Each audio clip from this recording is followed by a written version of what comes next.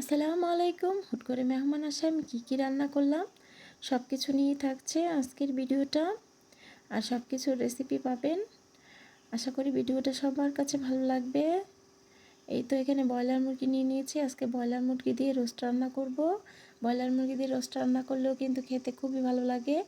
মুরগির সাইজগুলো একটু বড় বড় করে কেটে নিয়েছি। মুরগির মাংসগুলো লবণ মাখিয়ে এখন ভেজে নেব। আর অতিরিক্ত ভাজবো না, হালকা করে ভাজবো। আর সেই তেলেই আমি পেঁয়াজ বাটা দিয়েছি 1 কাপের মতো। আর আদা রসুন বাটা দিব 3 চামচ। দিয়ে একটু কষিয়ে নেব। দিয়ে দেব আপনার গরম মশলা। এখানে প্রায় 10-12 পদের গরম মশলা দিয়ে দিব, স্বাদ মতো লবণ। আর দিয়ে দিয়েছি 4 চামচ বাদাম বাটা। 3 পদের বাদাম বাটা আছে, আপনাদের পছন্দের মতো বাদাম বাটা দিতে পারেন। এখন মাংসগুলোকে ঢেলে দিয়েছি। তারপর দিয়ে দিয়েছি টমেটো সস, দিয়ে একটু কষিয়ে নেব। এখন দিয়ে দিব টক দই, ফ্যাটানো টক দই দিয়েছি 3 চামচ। আর আস্ত কয়েকটা কাঁচামরিচ দিয়ে দিব। ঝালটা যার যার পছন্দ অনুযায়ী। এই তো কষানো হয়ে গেছে। এখন দিয়ে দিব দুধ, গরুর দুধ দিয়েছি আমি। এই তো আমার রোস্টটা হয়ে গেছে। আর খেতেও কিন্তু অনেক মজা হয়েছে। এখন আমি কাবাব তৈরি করে নেব টুনা মাছ দিয়ে। পেঁয়াজ বেরেস্তা করে নিয়েছি, টুনা মাছটা নিয়ে নিয়েছি, কাঁচামরিচ কুচি করেছি, আর আলুটা সিদ্ধ করে নিয়েছি। এখন দিয়ে দিয়েছি কাবাব মশলা, স্বাদ মতো লবণ দিয়েছি, আর সয়া সস দিয়ে দিয়েছি। এখন ভালো করে সব কিছু একসাথে মিশিয়ে নিয়েছি। হাত দিয়ে এখন কাবাবে শেপ দিয়ে নিব। আর ডিম ফেটিয়ে নিয়েছি। ডিমের মধ্যে গোলমরিচ গুঁড়া, লবণ দিয়ে ভালো করে ডিমটাকে ফেটিয়ে নিয়েছি। আর এখানে আমি বিস্কিটের গুঁড়া করে নিয়েছি। এখন ডিমের মধ্যে চুবিয়ে আর বিস্কিটে গড়িয়ে এখন আমি ভেজে নিব। আমি ফ্রাই প্যানে তেল গরম করে নিয়েছি, সেই তেলই দিয়ে দিব। এই তো উল্টে পাল্টে ভেজে নিয়েছি। একটু কালচে হয়ে গেছে কারণ খুব তাড়াতাড়ি করছিলাম।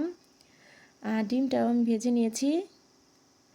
এখন আমি পোলাও রান্না করে নেব। এর জন্য আস্ত গরম মশলা দিয়ে দিলাম। আর পোলাও চালটা আমি আগে ঝাড় দিয়ে নিয়েছিলাম, সেই পোলাও চালটা আমি দিয়ে দিয়েছি। এখন পেঁয়াজ বেরেস্তা দিয়ে দিব। আর দিয়ে দিয়েছি আদা রসুন বাটা 2 চামচ। এখন ভালো করে মিশিয়ে নেব। লবণ দিয়ে দিয়েছি স্বাদ মতো। এখন দিয়ে দিয়েছি লিকুইড দুধ। আর তারপর পরিমাণ মতো পানি দিয়ে দিয়েছি, গাজর কুচি দিয়েছি। আর এখানে আমি 1.5 কেজি চালের পোলাও রান্না করছি। আমি এখানে 3 কেজি পানি দিয়েছি, ফুটন্ত পানি। আর মটরশুঁটি দিয়ে দিয়েছি কাঁচামরিচ দিয়ে। এখন একটু ভালো করে নাড়াচাড়া দিয়ে নিব। আর চুলার আঁচটা একবারে কমিয়ে দিব। এই তো আমার পোলাওটা প্রায় হয়ে আসছে। এখন উল্টে পাল্টে দমে রেখে দেবে। এই পর্যায়ে চুলার আঁচটা একবারে কমিয়ে দিয়েছি। একটা তাওয়া দিয়ে বসিয়ে দিয়েছি চুলার মধ্যে। এখন পোলাওটা হয়ে গেছে, ঘি দিয়ে নিয়েছি।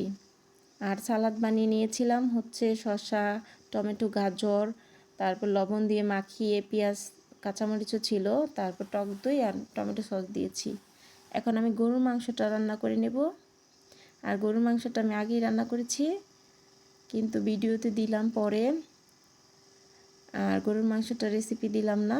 এই তো মশলা, আদা রসুন বাটা, পেঁয়াজ আর হলুদ মরিচ গুঁড়া এগুলো দিয়ে তেল দিয়ে ভালো করে মাখিয়ে আমি গরুর মাংসটা তাড়াতাড়ি করে রাইস কুকারে বসিয়ে দিয়েছি।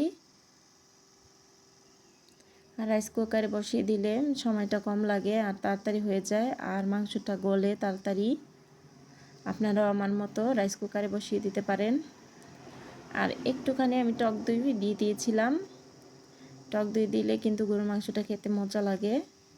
আর আলু তো দিতেই হবে আমার ছেলের জন্য, তাই আমি আলু দিয়ে নিয়েছিলাম। আলু দিয়ে ভালো করে কষিয়ে নিয়েছি।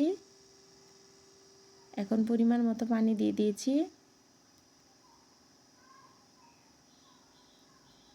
এই তো বেশি একটা ঝোল রাখিনি, একটু মাখা মাখা করেছি। আর কিন্তু অনেক মজা হয়েছিল সবগুলো খাবারই। সবাই ভালো থাকবেন। আল্লাহ হাফেজ।